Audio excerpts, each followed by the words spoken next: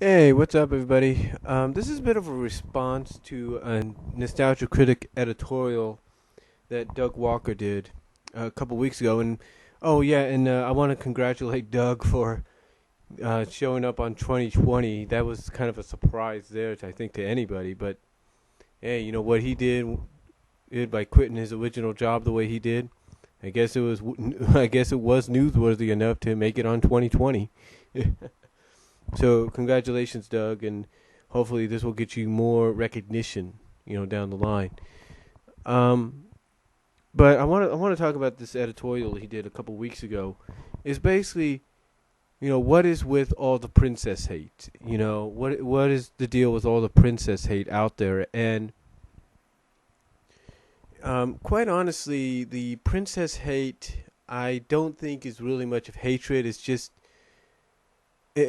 more of a fad that's constantly been going on for years and for decades, and mostly recent decades and all that, you know. But and mostly recent years. But it's just something that like Doug said in the video. Basically, a lot of women and girls kind of they kind of favor the title of princess more so than queen, because princess basically means youth, youthful, pretty, and all that, and basically, um, never, ageless kind of deal, remaining it, basically being a beautiful girl, for forever.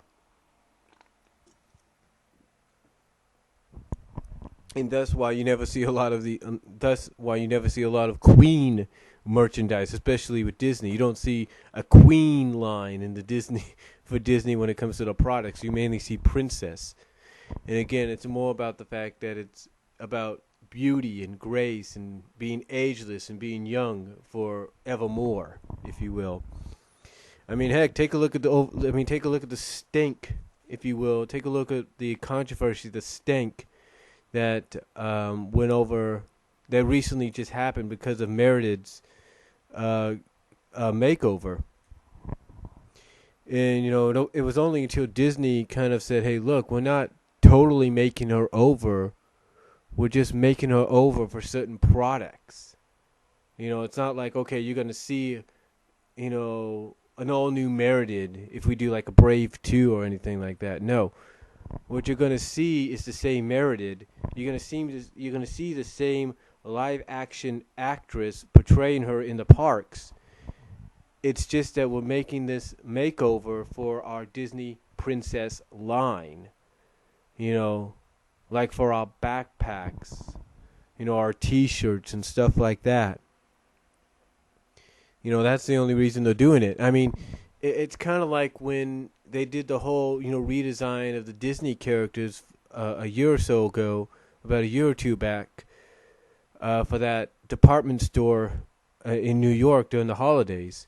Basically, everybody threw a big stink over that, and they didn't like it until they showed that little cartoon that they did, kind of explaining exactly why the redesigns occurred heard and everything, and it's the fact that they were saying, "Hey, look, we're still keeping we're still keeping Minnie, Mickey, Donald, Goofy, Daisy, you know, Tanyana, Cruella, and all of them. We're still keeping them, as they are.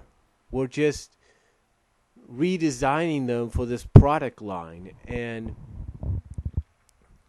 so and again, that is basically the big stink that's happened not once but twice for Disney because of because of them doing stuff like that. But again, getting back on topic of princess, basically the princess thing is again all about grace and beauty, and that's mainly what it is. I mean, Doug, he brought up some good examples, with Snow White basically being sort of like a house mother and housewife, if you will, to the seven dwarfs. Um, and all that. And he says the same thing about Cinderella. Here she is constantly, every scene you see her in, she's constantly working her butt off. But the one thing we can say about Cinderella, though, is with the third movie, which I would consider the official second movie to the original movie. In the third movie, she's basically more badass, if you will. She's more of a heroic heroine than she is in the original film, and I like that. I know. I mean, I understand. Roger and Hammerstein, some of the people around there, they don't like what Disney did, but you know what? So what? Boo hoo. You need to make sometimes your princesses, your heroic girl, your princess girls, you need to make them heroic. You need to make them more than just the damsels in distress. And, and I like what Disney did there in Cinderella 3. It's one of the better sequels they've done in a while. I mean, you want to talk about princesses that don't really do anything. What about that princess in Black Cauldron? We don't even know who the heck her king is, who her father is, what she's the princess of. All we know is she's a princess, and that's it. Aurora, she's a different character in her own right. I mean, she does kind of do things, if you will. Aurora's basically, she's portrayed as being like 16. She's 15 years old, basically 15, 16 years old in the film. She may not look it, but she is 15, 16 years old. And being a 15, 16-year-old girl, whether you like how Aurora was portrayed in the movie or not, Aurora was given a very mischievy side.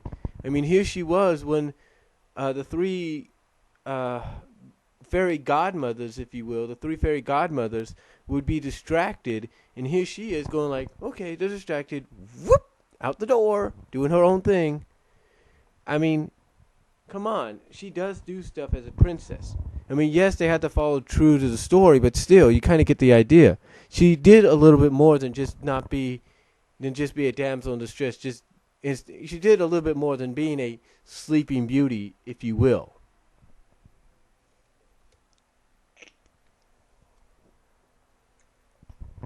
And I think that's a fact. I think that's an honest to God fact. And they continued that on, believe it or not, when they went back in to the princess realm in 1989 with The Little Mermaid. Here was Ariel, about the same age, 16, 17 years old, and she was mischievy. She was rebellious, like Doug said. She wanted to go off and do her own thing, which she did, and she was adventurous. She went out and she saved Eric's life not once but twice. So, yeah, you could say she's a princess that does more than just be the princess that's a damsel in distress.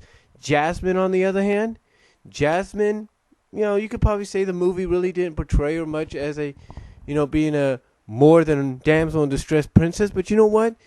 Again, this was the Disney Renaissance age, if you will. And they portrayed Jasmine just like they did Ariel. They portrayed her as being, mischievy, adventurous, rebellious. Heck, they even showed that she could handle her own.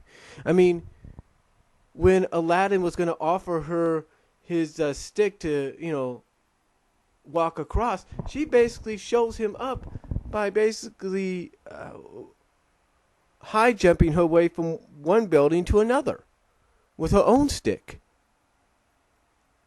I mean, how much more, how much more does a princess have to do to get the hate taken away from her? I mean, this is why, and I'm going to say this honestly, this is why Jasmine is one of my personal favorites. Because she is portrayed as more than just a princess. I mean, take a look at Return of Jafar. Okay, maybe not much of an example there. But then take a look at the series that basically Return of Jafar was a pilot for. Jasmine was more adventurous, was given more character development in that series than any other princess at that time. I mean, Little Mermaid had a series, which was a bit of a prequel to the movie, and Ariel was shown as being more than just a princess. She was given more personality. She was given more character development. She was given a chance to be more rebellious and adventurous. The point is, folks, the point is, when Aladdin the series and Little Mermaid series came out, they allowed the princesses to grow and develop and be more than just princesses. I mean, heck, they dedicated several episodes to Jasmine alone. Herself, they portrayed several episodes to Jasmine alone. I mean, there was an episode where Abis Mal got this Chinese forget-me-not flower, and which was magical, and it caused Jasmine to forget who she was and side with Abis Mal, and hell, even become more evil than Abis Mal. And then you had another episode where basically Mirage used some kind of disguised herself and used some kind of lotion or beauty lotion to turn Jasmine into a snake, into a half-human snake, a naga, if you will. I mean, how much more development can you get with a character? How much more? I mean, I can't think of any. I mean, take a look at Belle. Belle really, in one movie, got more character development. In some of the sequels, like the Christmas one, got some development. Or the Midquill, which was the Christmas one, got some development. The fact is, even Belle, look at Belle. She wasn't even a princess till the ending. She wasn't even a princess till the ending of the movie, and yet she was given more character development throughout. Even in the Midquill, she wasn't even a princess yet. And here's why, ladies and gentlemen. Here's why.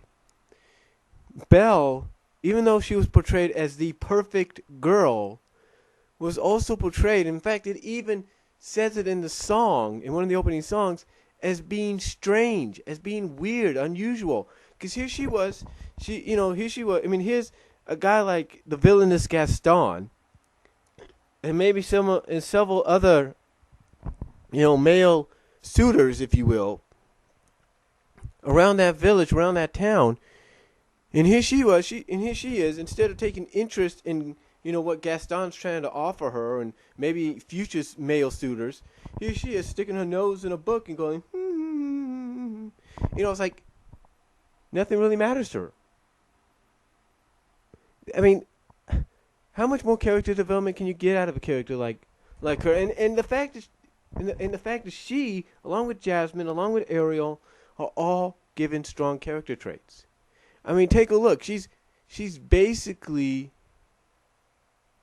given the character trait of being strong-willed. I mean, that one line in the movie where she tells Gaston that the beast is not a monster, he is. I mean, how much more character development, strong character development can you get? And you take a look at Pocahontas, based on a true, story, if you will.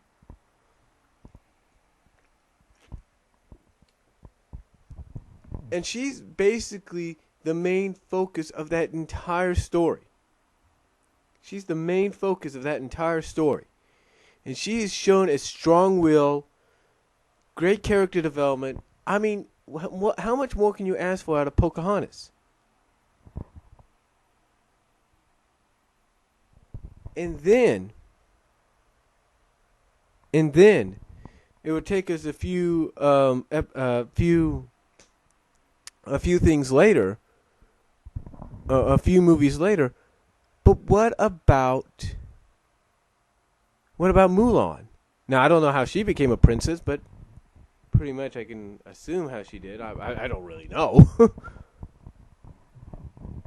I'm assuming I don't know how she became a princess. Well, actually I do, but it's kind of confusing. But anyway, but take a look at Mulan, based on a Chinese legend or true story there, and she's portrayed as being rebellious, strong-willed. I mean, heck, she takes her father's place in a war. And even after she's discovered, even after her cover is blown, she still has the strong will enough to say, screw this, I'm going to go help. I'm going to do what I have to do to help this team, to help fight this war, to defeat this villain. And she does it.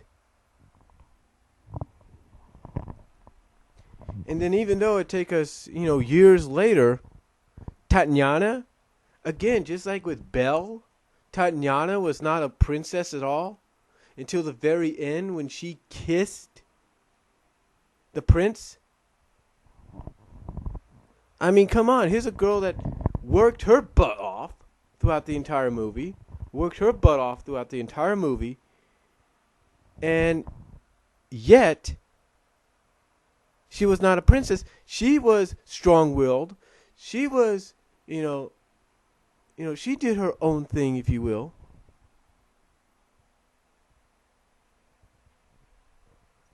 And yet, like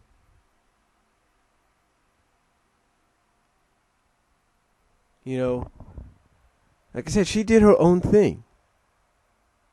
She was strong-willed. I mean, even as a frog, she was able to take care of herself. I mean, heck, as a frog, she defeated the villain of the film. She broke his damn medallion, sacrificing any chance of her being restored until the very end.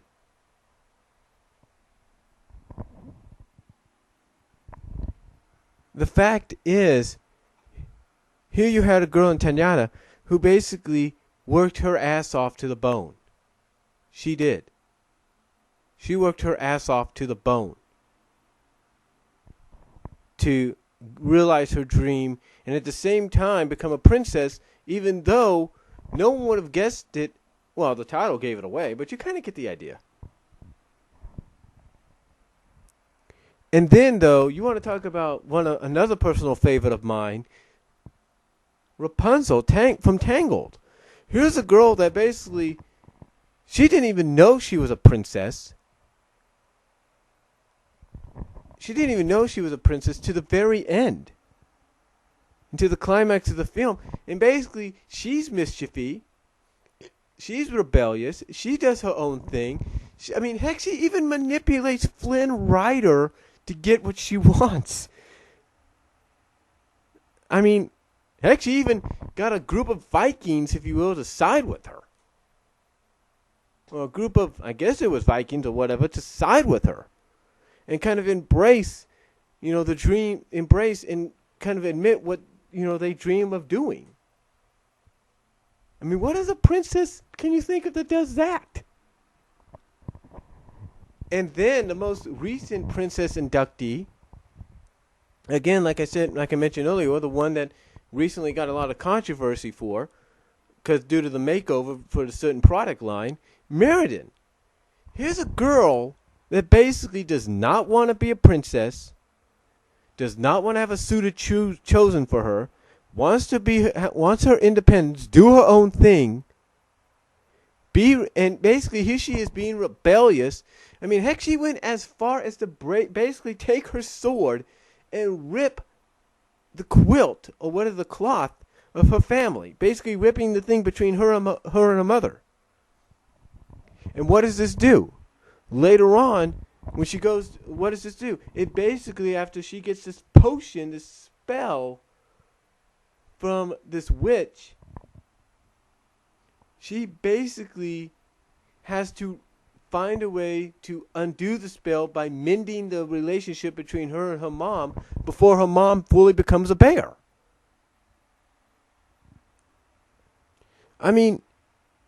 What more can you say from that? What more can you say about that?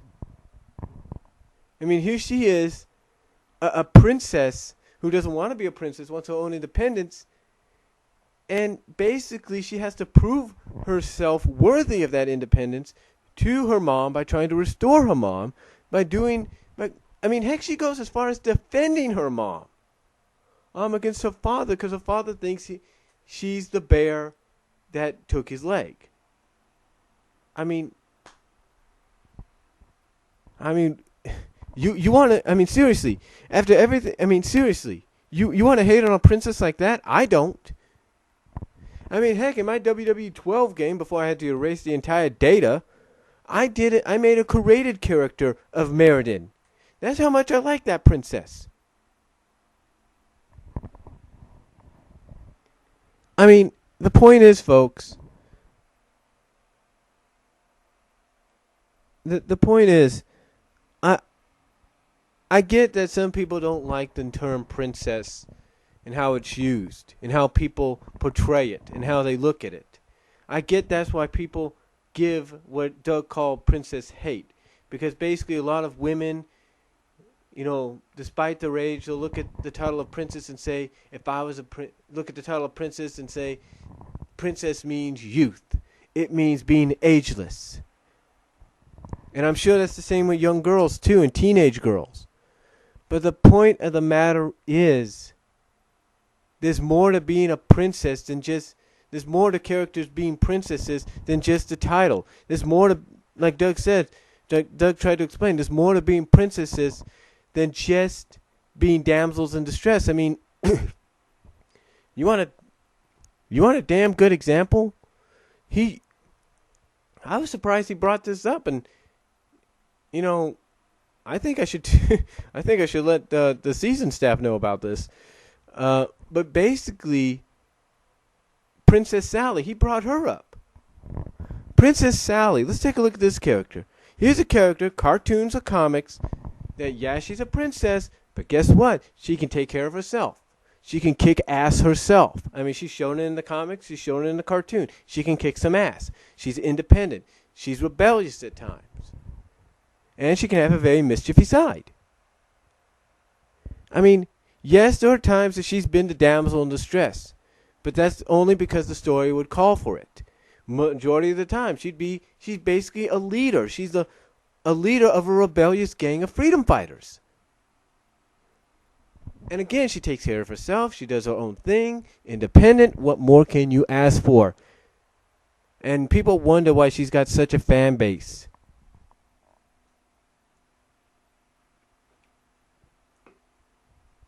Heck, take a look at Zelda from the Zelda series. Take a look at the animated cartoon series. Take a look at how she's portrayed sometimes in the game. What more can you ask for there?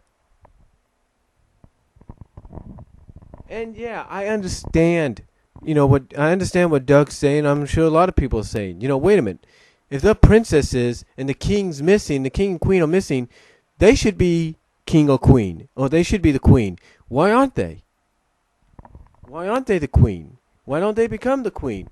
Why is it always, oh, I'm still a princess. I'm just waiting for my father to be found or my mom to be found. And thus they can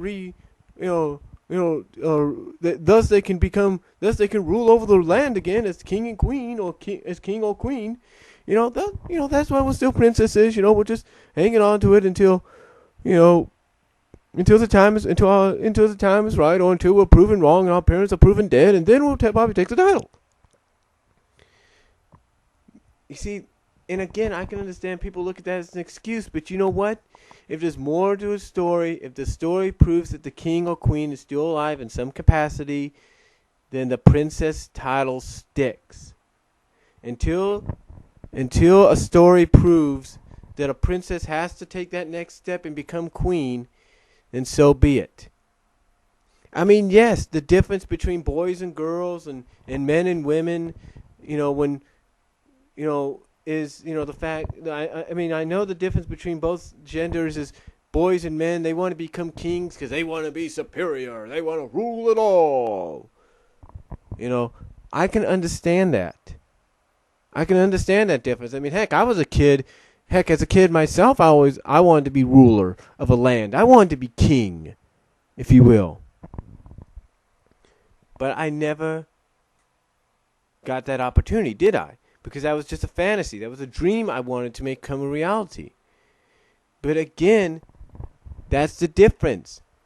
And that's the difference. King to a young man or young boy equals power, control. Well, princess is basically, and I meant to young girls and women, ageless. Pretty, beautiful, youthful forever. But let's not forget, princesses are more than that, as I just mentioned, and as Doug mentioned in his video. They are more than that. They are more than just a pretty face. They are more than just about grace and youth and a little bit of power that they have and all that. I mean, heck, going back to Sally again, in the episode Droonhedge, she couldn't unlock anything about Droonhedge until she came of age. So even though her father was stuck in the void, as we found out in season 2, thus making him still alive and still technically king,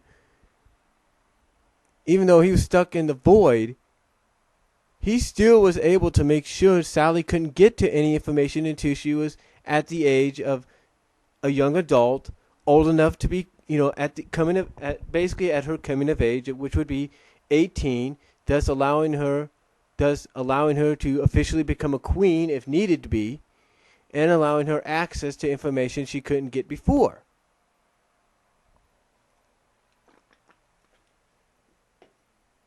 So again, you kind of get the idea of get the message of what a lot of people are saying.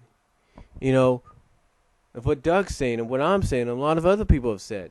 The princess hate, yeah, I understand it's out there because of the fact that, again, like I said, a lot of people look at those that like the princess, at the, female gender, the young women and young girls, who look at the title of princess as being nothing more than youth and beauty and grace and youthfulness forever and whatever.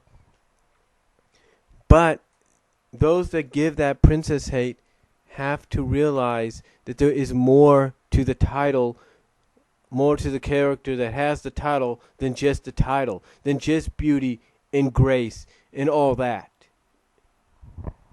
And like I said, with examples of all the Disney princesses that I mentioned, including Sally. I mean, heck, you can even put Nintendo's princesses, like I said, of Zelda. You can even put in the two main princesses of Peach and Daisy in that category as being more than just damsels in distress. I mean, you take a look at the Dick Entertainment cartoon series of the Super Mario Brothers, and there have been times Peach has proven herself at being more than just a damsel. Peach has proven herself that she can take care of herself. Even though she was given the name of Toadstool, she was still able to prove herself. You get the idea. I mean, heck, Nintendo gave her own little video game. Actually, 2 video games. What does that tell you there? I mean, they even make her a fighter along with Zelda in Super Smash Brothers. What more can you say? What more can you say? And look what they do with Daisy. Daisy's a princess, but she acts like a freaking tomboy. I mean, and you could tell just by Daisy's character, she's rebellious. She's rebellious. She likes to do her own thing. The point is, and I think this is what Doug was trying to get across, is there's more to the title of princess than the title of princess meaning beauty and grace and youthful and being youthful forever and all that. That it basically means that you can be independent. You can be your own person. You can have your independence. You can be rebellious. You can be mischievous. You can do your own damn thing. And that's what a lot of these Disney princesses that he used as an example and I talked about, and even the princesses I just mentioned here, like, Peach and Zelda and Daisy and, and even Sally, if you will, and heck, even Sonya, if you will, in Underground. You would think, okay, the queen's running around the planet, stalling for time, giving her kids time to figure things out, and wait for that right moment to reunite with them. And yet you would think, heck, if she's not going to be the freaking queen, if she's not going to reunite with her kids, shouldn't Sonya take over? No. Sonya's basically waiting. And Sonya, of course, raised in the upper class, you would think, oh, she's just at times showing the traits of a typical princess. Yes, she is. But, just like Sally, she can take care of herself. She can kick some serious ass if need be. So you kind of get the idea of what I'm saying and what Doug's saying. So Again, the only reason, in my opinion, and I think Doug was trying to get this across, the only reason for the princess hate is because a lot of people look at young women and young girls who use that title of princess, and they look at it as being nothing more than just a title of, basically they look at it and think of princess as being the answer to being beautiful, of grace, of being graceful, beautiful, and youthful forever. That's how they look at it. And that's why people do give it princess hate.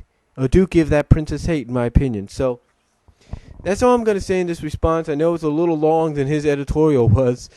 But that's all I'm going to say. And again, congratulations to Doug for being featured on 2020. And comment down below, anybody, if you'd like to respond in your own way. And I'll talk to you all later.